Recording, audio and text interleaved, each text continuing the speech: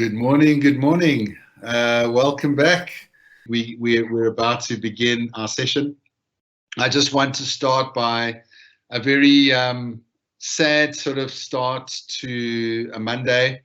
I'm burning this candle today. Our CEO's mom passed on yesterday from the virus, and yeah. This is for Refilwe and her mother. And it's for everybody. It's for everybody. We all know somebody. We all have been through it ourselves. We've been on the brink of it. We've lost. And if you haven't lost someone close to you, I'm sure you've lost something that you've cherished, something that you wanted to do. You've lost a piece of yourself. I'd like just to take a few moments just to acknowledge the loss that we've been through, and maybe we could just do a tiny little breathing practice just to settle our body and settle our mind this morning. Please join me, and if you like to close your eyes, you're welcome to. And I'll just place your right hand on your heart, and I'd like you to breathe into your heart, breathing nice and deep through the nose, and then exhaling it out the mouth, just releasing. Breathing in again, just breathing through that heart space at your own pace. And opening our hearts today for everybody that is struggling, everybody that has lost, the trauma, the worry, the grief.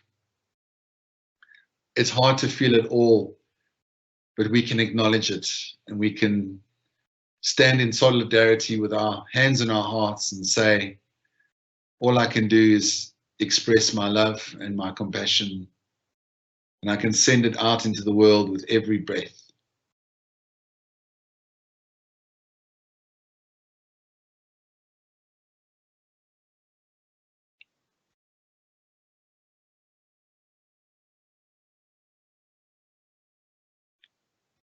Taking in a lovely deep inhalation through the nose and breathing it out the mouth. And you can drop your hand down and gently opening your eyes. So hope everyone had a good weekend. Just before I introduce our special guest, I just wanted to remind you of those broken pieces. Remember the broken pieces from breaking those bowls on Friday. And the homework was, if you wanted to, you could break an old vase or a bowl in your house and just sit with those broken pieces and then breathe into those broken pieces to imagine yourself, whatever broken pieces they are today for you, with you, to actually breathe some life, some healing into those broken pieces. And my sister was talking about the sort of low-level anxiety that she has lately, and it's just like this constant bad news. I was trying to have a nice weekend, and then I hear about Refilwe's mom, and then it just knocks me, like that hammer. Remember that hammer? Just bash, and it just keeps happening all the time. We're just experiencing this loss, this grief, sad news. We all know someone. And the founder of our business, Adrian Jacob, said yesterday, it feels like bombs dropping around us. And I said that, you know what, bombs are better because at least we can take shelter and we know that they're there. But the virus is a silent and invisible threat for all of us that are experiencing this grief today. And there's a wonderful model by Dr. Elizabeth Kubler-Ross called the 5 Stages of Grief. And I'd like to encourage a little check-in around this. I'm sharing my screen with you. So here are the 5 stages of grief. We may experience a loss, and we may feel some sort of denial in the beginning. That may move into anger. That could move into bargaining, then depression, and then finally acceptance. And a lot of psychologists have said that it's not necessarily in this order. So perhaps for you today, where are you in the 5 stages of grief for whatever it is that you've lost? And I've always encouraged just to pop your word into the Q&A. Would love to hear your engagement. Where are you right now? And I can tell you, thank goodness I haven't lost anyone close to me, but I did lose out on a really wonderful opportunity, and it was a gifted trip to fly to Arizona, and it was last year March, and it was 2 weeks ago, and my flight got cancelled. And I can tell you now, I went through all of these stages. I was in denial. I felt the anger. I was trying to think, how else can I get there? And then when I realized it wasn't going to happen, I felt this depression. And then finally, acceptance, which was a healing experience. So maybe you can just pop into the chat. Where for you are you in these stages of grief? If you'd like to engage with the Q&A, you're more than welcome to. It's denial, anger, bargaining, depression, and acceptance. So today I have a really, really special guest with me, and her name is Hermine Elago. And she's looking so lovely and beautiful today. And we made friends recently on Facebook, and I've been just trolling her social media, just trying to understand who she is. And I'm just like so blown away. She's a storyteller, and she's been on a real journey, not only a mental health journey, but also a physical fitness journey. She lost so much weight in the last couple of years. I mean, I couldn't believe the before and after photographs. I mean, it's just absolutely amazing. She just turned there's a quote, her pain into her power. She's full of energy and wisdom, and she's here to tell her story as a fellow Namibian of the experiences of grief that she's had in her life. Hermine, how are you today? Hi, Mark. I am dancing with duality. It's a term I coined, I think, last year during the first lockdown. And when you were saying earlier, at which stage in the cycle are you? And I feel like I'm dancing between anger and acceptance. I'm feeling both. I am fully accepting. I remember when you and Dr. Ingrid had your session on Thursday last week, and you were speaking about the eye of the storm. I am situated in that eye of that storm purely because I have built my inner world to become what it is. So, but I recognize that the storm is still there. So that's how I'm doing. I'm dancing with duality. I'm angry, but I'm fully accepting. I have total peace, but I am so uncertain. Sure. I'm just looking at some of the comments, I mean, and I love what you're saying. It really is quite profound. Anonymous is saying, I'm in between stages, just like what you've said, kind of a place in between. Another one is saying anger, another is depressed. Olga is saying, I'm somewhere between depression and acceptance. You see the betweens. Yes. Another one's saying anger and acceptance for now, says Dominique. Wendy, acceptance, a bit of anger. Anonymous is saying denial. Depression. Anonymous saying, Bernadette is saying anger. Thanks for everyone for checking in on where you are. And I think it's important to recognize where we are, because maybe we could reach out, we could get help. At least we just know for ourselves that, you know, maybe there's something in our home dynamic that's strained, and we can say, okay, this is a result of loss, and it's a result of grieving. And Hermine, do you feel a sense of loss at this pandemic time? I absolutely do. Initially, it felt like it was happening around me. And then on the 1st of April, I lost one of my closest friends. And it felt like life changed from minute to minute. I was looking at a WhatsApp conversation I had with her recently. We were talking about consistency in, you know, movement in our bodies, and that was the last conversation. And she was thanking me for sharing my story with her. And I felt that I can only continue to honor her life by continuing to show up to what I believe I came here to do, because that's what she thanked me for. And then on Saturday, I actually wrote a Facebook post about this, where I was walking through town, and for the first time in a very long time, I snapped at a homeless man who had come up to me. He was just asking for spare change. And I have learned that he's just asking for what he needs, you know. And I've learned to look homeless people and every single person that I encounter directly in the eye, just to honor their humanity, even if the answer is no, I cannot assist you. But I snapped because a few minutes prior to that encounter, I received a text message that my cousin, who was 6 months pregnant, had passed away in hospital, and the hospital managed to save her baby, but they couldn't save her. And I was just like, it's literally this constant dark and light, life and death, because she's gone, and yet her baby the doctors were able to save her baby. And I was like, this is why we are dancing with this duality, because I'm still alive, I'm still here, and I still have a purpose to fulfill, but I still want to be able to honor the lives of the people who I'm losing. And then I also heard that my uncle passed away, so it's 2 deaths in one day. And I sent Dr. Ingrid a text because she had invited me to be part of this, and she asked, are you still okay to proceed?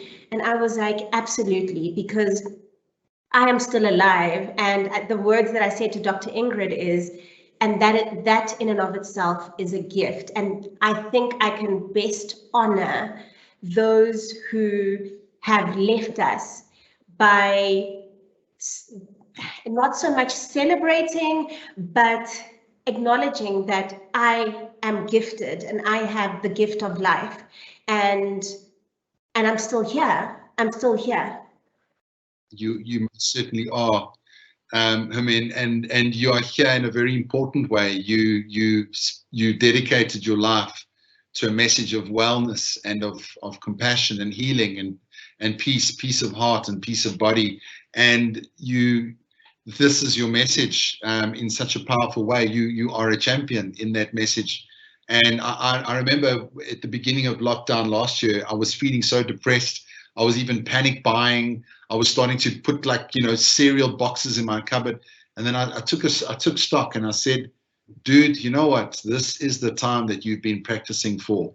In all the years of your meditations and your teaching, now is the time that you've been practicing for. Now is the time to show up and be a light into the world. And it's been hard, I must say. It's been extremely hard. But I think we've all tried to, in our own way, shine that light, no matter how tough things are going on around us. And we can look to people like you, I mean, people that are shining the light brightly, even in the midst of your chaos, even in the midst of your storm. And I remember seeing the video of you, and you were talking about your loss of your friend, your friend that passed on the 1st of April. And I'm so sorry for your loss at this time. I mean, can you point to a time in your life where I mean, this is the time of pain and loss, but is there another time we've been exploring broken pieces? And is there another time that really sort of just where you experience that intensity of loss other than this time? Yeah, in 2008, I lost my father. And, my father was my hero because he was a poverty cycle breaker in his family. He walked from the north of Namibia to Windhoek. Just for perspective, that's about 800 kilometers to come find a job here when he was so he dropped out of school in grade 7 to get a job, and he just dedicated his life to hard work. He actually ended up dying because of working so hard so that his children would never have to experience the poverty that he grew up in. And I remember my father said one thing. He said a lot of things to me during that period when we knew that, his life was coming to an end. But one of the things he said is, I broke this cycle of poverty and I've accumulated this wealth. And he had 2 farms, a plot, trucks, and all of these things. And he looked at me and he says, I cannot take any of this with me. None of it.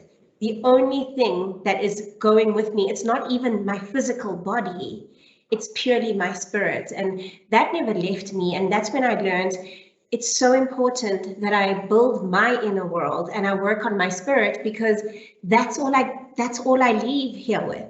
everything else remains behind. And I think that loss was so incredibly big and overwhelming, and I have learned to be strong, and which is really the Black woman narrative is something that I'm trying to break free from, because that constant, you have to always show up, always be resilient. And yes, I can be that, but I can also be soft, and I can also be vulnerable, and I can also be, I am a multi-dimensional being. I don't only have to be strong, and letting go of being strong is another grief that I had to encounter, because I think what a lot of people that I'm encountering is, it's not just the loss of, you know, their loved ones, but it's the loss of previous versions of themselves.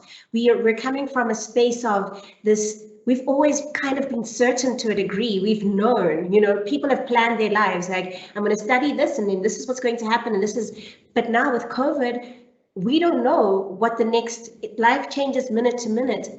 And as a result, people have had to let go of that certainty, and letting go of it also means letting go of versions of ourselves that we believed were either going to come, or so it's not just loss of other lives, it's loss of our own lives too.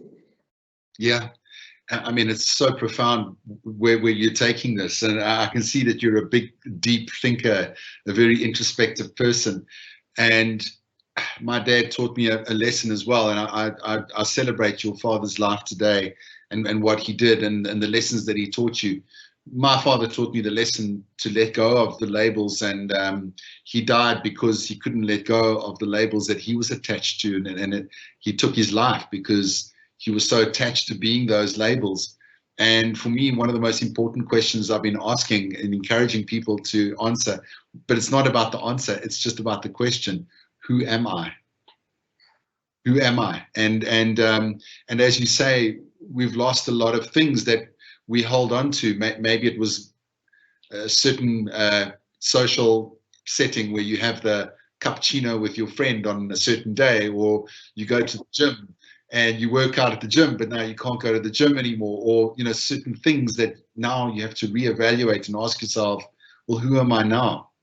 And can I reinvent myself? Can I reimagine myself at this particular time?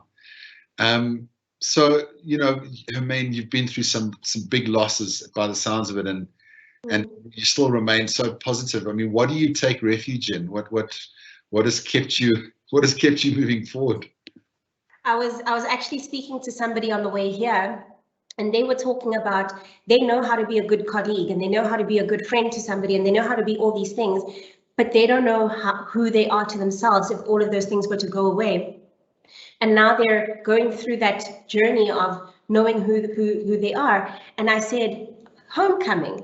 That is what I call that journey, coming home to yourself. I always call it, and I feel like all any of us are doing on this earth is coming home to ourselves.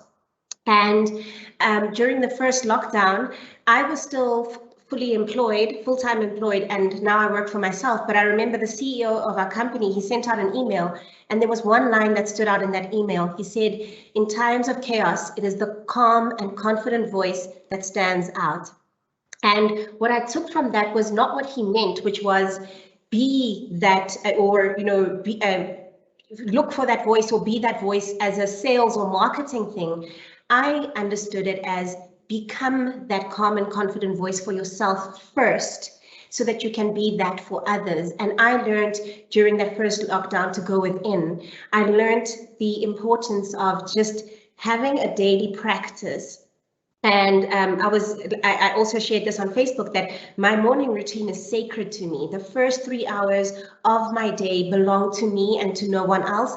I don't reach for my phone. I will not scroll through. I don't want to know before I've decided who I am and who I'm going to emerge as for that day. I don't want to know what the new vaccines are. I don't want to know any of that. I want to first know who I am going to be and who I will emerge as. And so I meditate, I journal. I always say with journaling that it feels like it is source or God or the universe and myself and my higher self and myself coming together in communion. And that's really what it feels like. It's like, you know, I have access to all the support and all the guidance that I need. And it's like an internal guidance system. And then I move my body, and I'll never tell people what to do, whether it's walking, whether it's stretching, whatever it is. Once I've done all of that, I will then engage with the rest of the world, because I've already had the most important meeting of the day, and that meeting is with my highest self. Wow. I actually had goosebumps and I got tears in my eyes as you started speaking, because I just felt this immense wave of truth coming from a very deep place where you cultivate and you recreate yourself daily. And isn't that the most important thing we can do? Not worry, when am I going to get the vaccine? When you know, but really to sit with the big questions and the big things in life, to go through those stages of grief, which is acceptance. Well, it's denial, anger, bargaining, depression, acceptance, and then reach another level, which is meaning and purpose. Yes. Meaning and purpose. And I think that's really what you do every morning by taking refuge in your practice, is finding that depth within yourself and being at peace with exactly who you are right now in this storm, and not being the drama, even though there's a lot of drama around. So do you maintain a practice to this day? Is this something you do every day, Hermine? This is something I do every day. I call it a non-negotiable. One of my favorite people in fitness once said, it's almost like when you have a newborn baby. Yeah. If the baby cries in the middle of the night, you will not say, I'll deal with it in the morning.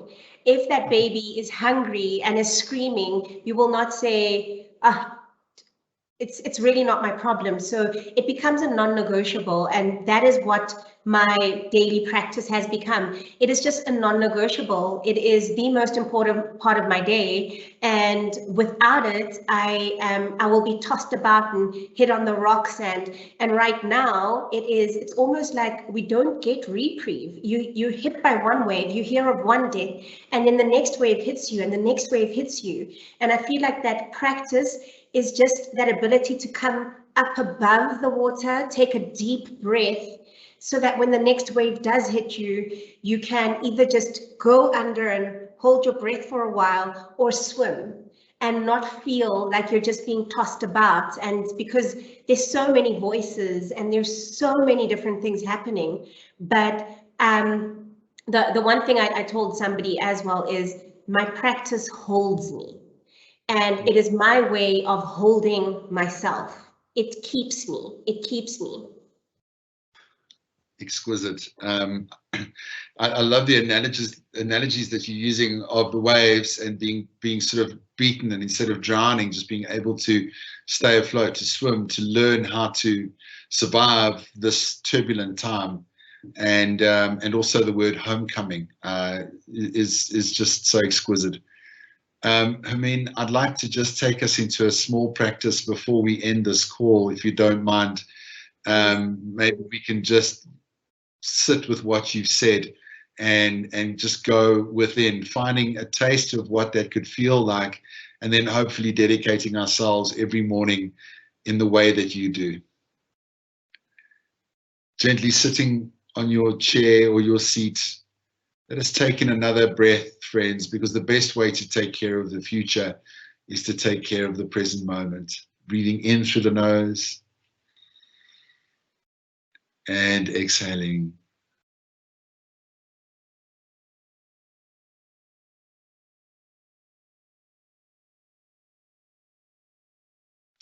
Exploring where we are today.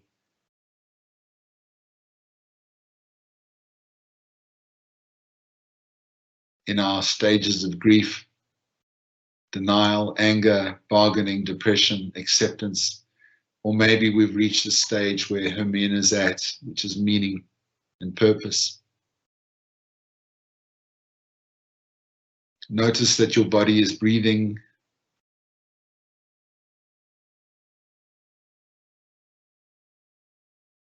And perhaps as we breathe, we can feel that inside of us somewhere is a feeling of grief. And it's okay. There's no right or wrong. Your grief might look like a picture or a shape, or it might feel like a sensation.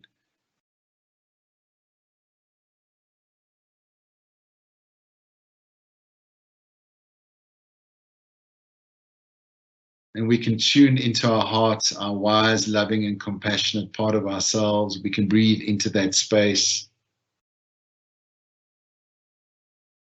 And from there, we can extend to where our grief is with love and tenderness and compassion.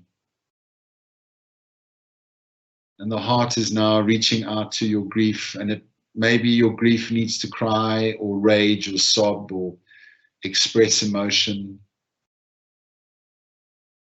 At this time, our grief might need to be held, might need to be rocked, it might need just to hear some healing words. It might just need to be seen and honored. Ask your grief what it truly needs right now.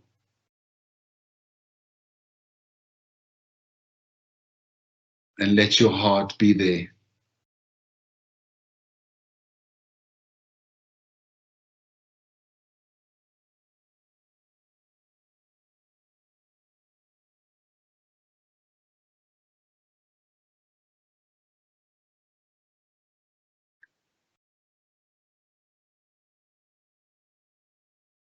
Let us slowly move our grief into our heart space so that it is held by our heart. It is surrounded. And as Hermine says, it's a homecoming.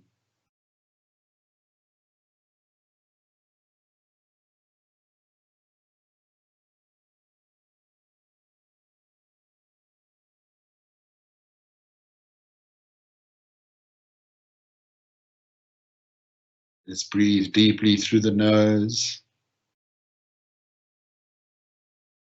And exhale slowly out the mouth.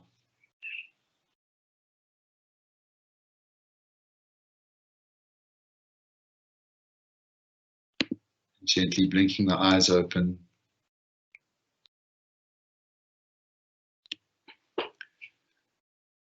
And with heartfelt gratitude to Hermine today for giving up her time, for shining a bright light into our day, into our homes with a very powerful message. I mean, I'm going to reflect on your words for the rest of today. I'm really, really touched and really honored to have you on this space. And I thank everybody for encouraging you to join this space and for you being here. Thank you so, so much for your time.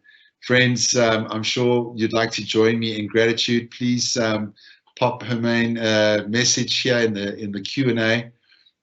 We've coming to the end of our session today, and tomorrow we will be back. Definitely same place, same time. We're on day 3 of the campaign. You're not alone. You're not alone with people like Hermine around and the rest of the team. You're not alone, and hopefully you bring your friends and your family and your colleagues and everybody else to join these sessions so we can grow and we can learn. Hermine, is there anything you'd like to say before we log off?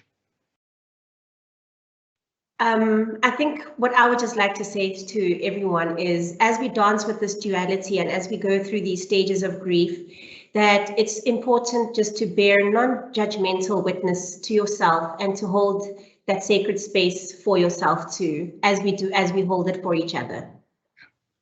Absolutely, because you are just as important as everybody else. So make those appointments with yourself. Don't forget about yourself. Don't forget you.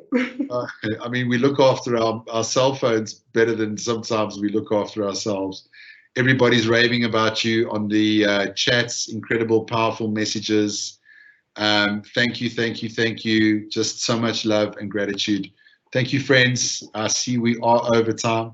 Hermine, have a wonderful day, and I really, really look forward to seeing you again. Please, please, please, I hope. Thank you.